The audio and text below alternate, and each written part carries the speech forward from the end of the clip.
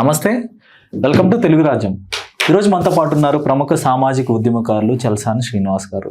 వారితో మాట్లాడేద్దాం. సార్ నమస్తే. నమస్కారం అండి, అందరూ నమస్కారం.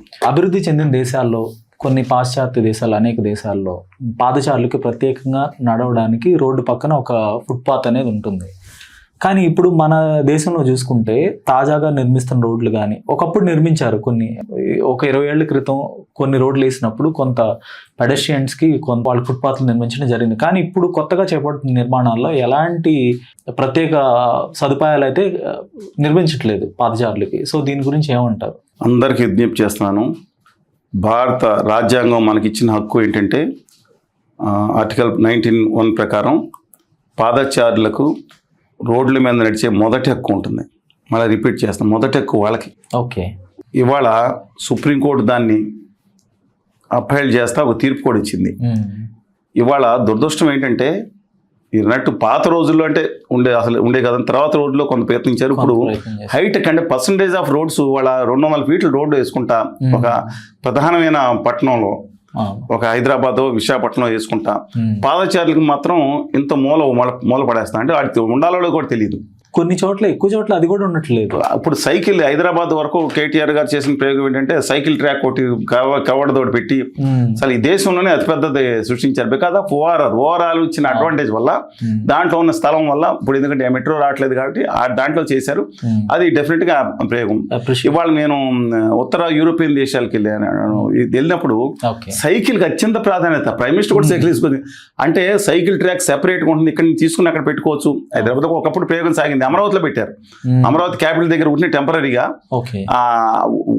అట్లీస్ట్ దాన్ని పెడతానికి ఇప్పుడు వాళ్ళు సాధ్యం కాకపోయినా అలాగా హైదరాబాద్ మొత్తం అది పక్కన పెట్టేసింది. నేను ఒకటి చెప్తా ఉన్నాను. నేను మా ఊరు వెళ్ళా, తాతగారు ఊరండి. వెళ్తే ఎక్కడి నుంచి పొలం దగ్గర 2 ఫర్లాంగ్ లేదు, నడిచి వెళ్తామంటే ఎవడు వెళ్తాడు నడిచి ఎక్కువ మళ్ళీ అక్కడికి దిగు, ఎందుకంటే ఎవడు వెళ్తాడు ఇక్కడ రోడ్ బాగా నాకు అర్థం అవ్వట్లేదు. అంటే ఒకప్పుడు ఇది నడక నామోషి, ఇప్పుడు నడక నామోషి అయిపోయింది. సైకిల్ మీద వెళ్ళేవాడు చీప్ గా, అంటే రోడ్డు మీద ఏంటో సైకిల్ అంటే స్లోకల్ సైకిల్కి ప్రత్యేకంగా ఖచ్చితంగా ఒక వింగ్ ఇవ్వాల్సిందే. పడితే పడినవాడు మిగతా వాళ్ళు. అంటే ఎందుకంత చిన్నతనం సైకిల్ మీద వెళ్ళేవాళ్ళ మీద. వీళ్ళు ఏం చేస్తారో తెలుసా, సైకిల్ మీద కార్లు వెళ్ళి 2 కోట్ల కార్లు వేసుకెళ్ళేవాళ్ళు. వీళ్ళు వెళ్ళి 4 లక్షల రూపాయల సైకిల్ ఒకటి కొనుక్కుని ఇంట్లో కూర్చొని దొక్కుతూ ఉంటారు. సహజంగా నడక మనిషికి ఇచ్చింది, మనం ఆరోగ్యం కోసం మళ్ళీ నడక. మొత్తం అక్కడ విశాఖపట్నంలో బీచ్ రోడ్లో లేదా కేబీఆర్ చుట్టూ తిరుగుతాను దొక్కుతానే ఉంటారు. నేను యాక్సెప్ట్ చేస్తున్నా. నేను అనేది నడక సౌకర్యంగా వెళ్ళే పరిస్థితి లేవు. ఇంకో విషయం ఎవరో మీకు విస్తుపోయే నిజం చెప్తానండి. అలా పాదచారులకి రోడ్ యాక్సిడెంట్లో పాదచారులకి ఏమైనా ఉంటుందా? పక్కన ఏదో ఉంటుంది. మొన్న 2023 దేశంలో మొత్తం 172 మరణాలు జరిగినాయి, డిఫరెంట్ రీజన్స్. కానీ మిగతా ప్రమాదాలు తగ్గితే పాదచారులు 35,221 మంది చంపేశారు. వీళ్ళు నమ్మలేని నిజం నేను చెప్తున్నాను. ఏం పాపం చేశారు వాళ్ళు? రోడ్ల మీద నడవడం, వీళ్ళు అలవే పడతాం. నాకు అర్థం కాదు. అంటే ఒకళ్ళు రోడ్డు మీద తప్పుగా నడవటం ఇది జరుగుతూ ఉంటుంది. I'm not denying that. వాళ్ళు సరైన సదుపాయాలు కల్పించుకోవాలి కదా. సైకిల్ మీద వెళ్ళే వాళ్ళకు కూడా 4,500 మంది చనిపోయారు. మోటార్ సైకిల్ మీద వెళ్ళి ఎక్కువ, because of road safety follow చేయకపోవటం వల్ల. ఎందుకంటే దాదాపు పాదచారులు సైకిల్ ప్లస్ 2 వీలర్స్ కలిపి దాదాపు 68% మరణాలకి, అంటే కార్లు, బస్సులు, తర్వాత మిగతాయి మోటార్ సైకిల్ వారు అత్యధికంగా. ఇంకోటి చూసుకుంటేనండి, గాయాల పాలు పడిన వాళ్ళు చూసుకున్నా. ఎందుకంటే ఎందుకు ఇలా జరుగుతుంది? వాళ్ళకి ఇంపార్టెన్స్ ఇవ్వట్లేదు. ఈ సబ్జెక్ట్ ఇంట్రెస్ట్ సబ్జెక్ట్ కాకపోవచ్చు. ఇదే ఒక కులం మీద మనం మాట్లాడుకున్నాం అనుకోండి, మీ ఛానల్కి 20 లక్షలు 30 లక్షలు వ్యూస్ వస్తాయి. అంటే సామాజిక కోణంలో కూడా మనం చేయాలి కదా. థ్యాంక్ఫుల్ ఫర్ దిస్ అండి, ఫర్ టేకింగ్ దిస్ సబ్జెక్ట్. ఎందుకంటే నేను అడుగుతా ఉన్నాను, ఎందుకని మనం సైకిల్ ట్రాక్స్ ఎందుకు వేయట్లేదు? సైకిల్ ట్రాక్స్ ఎందుకు వేయట్లేదు? ఎందుకు గ్రామాల సైకిల్ తొక్కడం నామోషి ఏంటంటే నాకు అర్థం కాదు. అంటే ఇంకా ప్రోత్సహించాలి, గవర్నమెంట్ ప్రోత్సహించాలి, పెనాల్టీ వేయాలి, కార్ల మీద సైకిల్ మీద ప్రోత్సహించాలి, సైకిల్కి ట్రాక్ ఖచ్చితంగా ఇవ్వాలి. ఇవాళ మనం ఎందుకు అనుకుంటున్నాం, మనం ఆలస్యం అయిపోతుంది. ఆ రోజు ప్రతి ఓడు మీరు చూడండి, ట్రాఫిక్ సాయంత్రం దెర్ నో టుమారో అన్నట్టు స్పీడ్గా పరిగెడతారు. రేస్ బైకులు నడుస్తున్నాయి. తొందర ఇంటికి ఇళ్ళలాగా ఉంటుంది, కొంచెం ఆలస్యం అవుతుంది. అది చెప్తున్నా అండి. దేంట్లో ఏం జరుగుతుంది ఇవాళ? అసలు విజయవాడ హైదరాబాద్ రోడ్లు, సరే హైదరాబాద్ టు మీరు ఏది నాగ్పూర్ హైవే తీసుకుంటే మీరు కొంపలు దాటిన తర్వాత ఏంటంటే స్పీడ్లెస్ వెహికల్స్. నేను ఎందుకు మాట్లాడుతుంటే ఫోన్ మాట్లాడుకుంటే ఇలా పెట్టుకుని 90-100 కిలోమీటర్ల బైక్లో వెళ్తున్నారు. ఎనగమాలు చూస్తాను, ఎన్నిసార్లు పోస్ట్ చేశాను. ఇది వీళ్ళ దీనివల్ల మిగతా వాళ్ళు కూడా దుర్మార్గమే. బాగా మదించిన వాళ్ళు మందు కొట్టేసి కార్లు నడపటం, ఒకవేళ పొరపాటున అవుట్ ఆఫ్ దట్ పాఠం శిక్షణని తప్పించుకోవటం. అందుకని చాలా ప్రమాదకరం ఇవాళ. నేను ఎందుకు అన్నప్పుడు నేషనల్ హైవేస్ పెద్ద హైవే మీద 200 ఫీట్ల దాని మీద పాదచారులు ఎవరు నడవకపోవచ్చు, కానీ సైకిల్కి వెళ్ళే వాళ్ళకి హక్కు ఉండదా? నేను ఎందుకు వెళ్ళకూడదు? ఎందుకు 20 కిలోమీటర్ సైకిల్ ఎందుకు తగ్గకూడదు?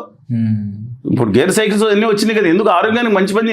పైగా దీనివల్ల ఏంటండి, పొల్యూషన్ తగ్గిపోతాయి. పొల్యూషన్ తగ్గుతుంది.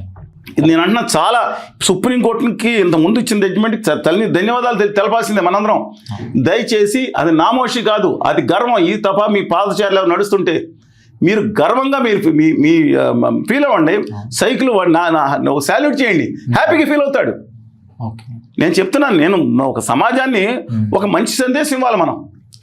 అసలు కూర్చుని ఒకరి మీద ఒకళ్ళు పైగా నేను మొన్న మా వాహన చోదకుడు ఒక అతను ఉన్నాడు, ఆయన అబ్బాయి ఏంటి అంటే 2,40,000 పెట్టి వెహికల్ కొనుక్కుని వచ్చాడు ఊళ్ళ. తర్వాత కష్టాలు అప్పులు పాలయ్యాడు.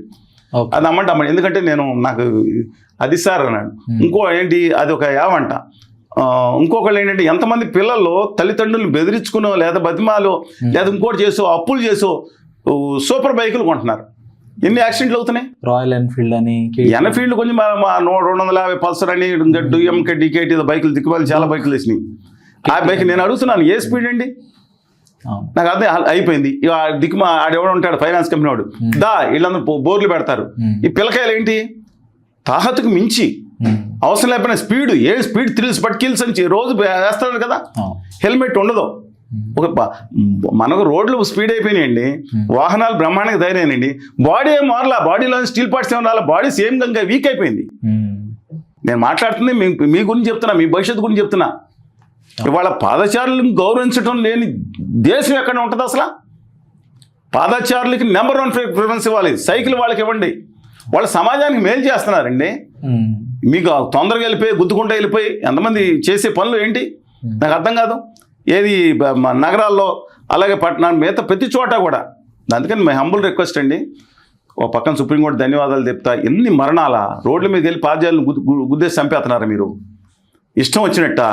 150 కిలోమీటర్లు ఏం చేస్తారండి? హైదరాబాద్ నుంచి కర్నూలు వెళ్ళిపోవాలి, విశాఖపట్నం నుంచి రాజమండ్రి వెళ్ళిపోవాలి, 120 కొడుతున్నా 130. ఏది నాకు అర్థం కాదండి. వెహికల్ రోడ్లు అంటే నేను నితిన్ గడ్కరీ గారు లేదా కిషన్ రెడ్డి గారు చెప్పినట్టు మాట్లాడను. రోడ్లు స్పీడ్ పెరిగింది కాబట్టి యాక్సిడెంట్లు ఎక్కువ అవుతుంది నేను అన్నా. అది కూడా ఒక కారణం, దానివల్ల జరుగుతుంది. నేను ఎందుకంటాను ఉత్తర భారతీయ జనతా పార్టీ రోడ్లు బాగా నేను అది కూడా ఒక కారణం. దయచేసి 130 కిలోమీటర్స్ ఇప్పుడు హైదరాబాద్ నుంచి విజయవాడ వెళ్తారు, 120 ఎన్ని ప్రమాదాలు ఎందుకు ఎదుర్కొంటారు? ఎంతమంది చంపిపోయి ఎంతమంది పిల్లలను బస్సులో కుదిరిపోయి వెళ్తారు మీరు? 70-80 వెళ్ళారు, ఏం తేడా వస్తుంది? ఒక అరగంట తేడా వస్తుంది. వెళ్ళి కొంపలాంటికి పోయి ఏం చేస్తారు? ప్రధానమంత్రి పదవి స్వీకారం మిస్ అయిపోద్ది వాళ్ళకి. అసలు దేర్ నో టుమారో అన్నట్టు వెళ్తాను. మీరు వెళ్ళి ఒకసారి నేను చెప్పాను కాబట్టి వాళ్ళు చూడండి ఒకళ్ళని. ఇక రేపు లేదన్నట్టు స్పీడ్గా రేయమని విశాఖపట్నంలో కొడతా ఉంటారు. అక్కడ జైలు రోడ్ నుంచి కొంచెం ఖాళీ ఉంటుంది. విశాఖపట్నం వెళ్తే అది కూడా పరిస్థితి అండి. నేను మా ఊళ్ళో వెళ్ళాను, మా పాలకొల్లు వెళ్ళాను. పాలకొల్లు వెళ్తే చిన్నప్పుడు 50 రెట్లు, హైదరాబాద్లో చూసుకుంటానండి అంటే మా పాలకొల్లులో 50 రెట్లు వెహికల్స్ పెరిగినాయి. 50 రెట్లు. మేము ఇప్పుడు ఊళ్ళోకి వెళ్ళాలంటే స్కూటర్ మీద వెళ్ళాలి. మా చిన్న సందుల్లో ఉన్న ఫ్రెండ్స్ దగ్గరికి వెళ్ళాలంటే కారు వెళ్ళే పరిస్థితి లేదు, వెళ్ళదు కూడా. కానీ భయంకరమైన ట్రాఫిక్ ఎక్కడ పడితే అక్కడ. హైదరాబాద్లో 1900 అంటే 30 సంవత్సరాల క్రితం దాదాపు చూసుకుంటే 3 to 4 lakh వెహికల్స్ అండి, మోటార్ వెహికల్స్ అన్ని కలిపి. పాపులేషన్ 30 లక్షల 40 లక్షలు ఉండేదాము. ఇప్పుడు 1 కోటి పాపులేషన్ అయిపోయింది. నమ్ముతారు ఎన్ని వెహికల్స్ అయినాయో? దాదాపు 90 లక్షల వెహికల్స్. ఎక్కడ 3 లక్షలు 4 లక్షలు, ఎక్కడ 90-30 రోడ్లు పెరిగినాయి. రోడ్లు విస్తీర్ణం అంటే సిటీ ఆడే రోడ్లు విస్తీర్ణం 8 నుంచి 9 రెట్లు పెరిగిందని అంచనా. రోడ్లు విస్తీర్ణం అదే కిలోమీటర్లు పెరిగి లెంగ్త్ పెరిగింది. 9 రెట్లు పెడితే 30 రెట్లు వెహికల్స్ పెడితే ఎక్కడ కోఆర్డినేషన్ అవుతుందండి? ఒకప్పుడు హైదరాబాద్లో కమ్ వాట్ ఎవర్ అండి, నేను 87-88 కూడా చెప్తున్నాను, ఎక్సలెంట్గా ఉండేవి. అసలు మీరు ఎక్కడి నుంచి ఎక్కడికి వెళ్ళినా అసలు నేను చెప్తున్నాను. ఇవాళ పరిస్థితి ఏంటి? ఆ కాలుష్యం ఎలా పిలుస్తారు అసలు? భయంకరమైన కాలుష్యంలో ఎక్కడికి వెళ్ళిపోతున్నాం మనం? ఈ వెహికల్స్ అన్నాం, పక్కన ఈ వెహికల్ డిస్పోజబుల్ తర్వాత ప్రాబ్లమే కదా. ఎందుకని డెఫినెట్గా పాదచారులకు ఎక్కువ అవకాశం అండి. నామోషిగా ఫీల్ అవుతూ చెప్తున్నాను నేను, మా ఫ్రెండ్స్ ఫీల్ అవుతున్నారు. ఎక్కడి నుంచి ఆ పక్కింటికి వెళ్ళాలన్న పెద్ద పెద్ద కాలనీస్లో లేడీస్ గౌరవానికి భంగం అంట. నడిచి వెళ్తే ఎస్ వాళ్ళ గౌరవానికి ఏం భంగం కలుగుతుంది? ఓకే, నామూషి అయిపోయింది. నామోషి నాటక నామోషి కాదు, సైకిల్ గా ఇతర దేశాల్లో ఆ నామోషి కన్నా గర్వంగా ఫీల్ అవుతున్నారు. శాల్యూట్ చేద్దాం ఈసారి. మీరన్నా ఎవరైనా సైకిల్ తొక్కుంటే వెళ్తుంటే మీకు మీ వెహికల్ నుంచి మీ తోలుతో వద్దండి, వెనకాల కూర్చుంటే ఒక శాల్యూట్ పెట్టి ఎక్సలెంట్గా ఇలా ఇవ్వండి, ఇలా ఇవ్వండి, అతనికి థమ్స్అప్ ఇవ్వండి, మూవ్ అవుతారు. That is wait and see. దాని బదులు 4 లక్షలు 2 లక్షలు పెట్టి టెడిమేలు కొట్టుకుంటాం ఆ పాదచారులు కాకుండా దయచేసి గమనించి అంటే వాళ్ళ సదుపాయాలు కల్పించండి. That is wait and see. ధన్యవాదాలు సార్. నమస్కారం. హలో, తెలుగు రాజ్యం ఛానల్ చూస్తున్నారా? సామాజిక రాజకీయ జీవన చిత్రణే తెలుగు రాజ్యం.